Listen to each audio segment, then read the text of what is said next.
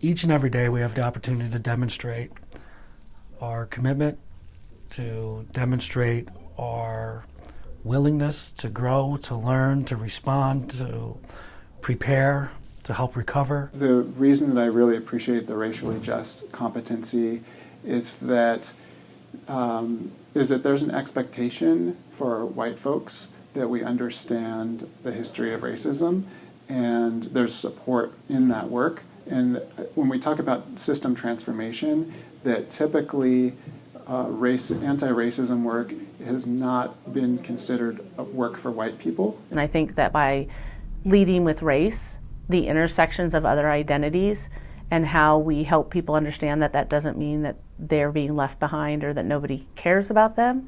I've had some really challenging conversations with white employees who feel really targeted by some of this work, and those are conversations that we need to have. No one is an expert in everything.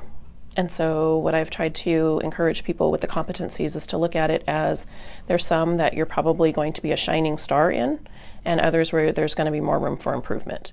I'm interested in working with my team on getting there, but I'm also reluctant to because they're a sensitive subject.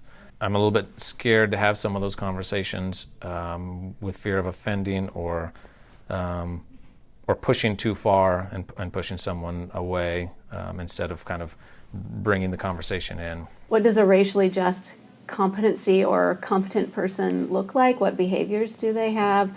How do I identify that as a manager or supervisor? How do my staff inform me about how I'm doing?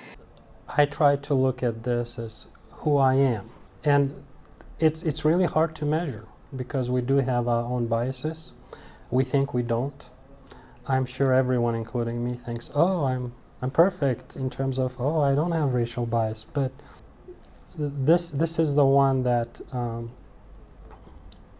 requires more attention, I believe.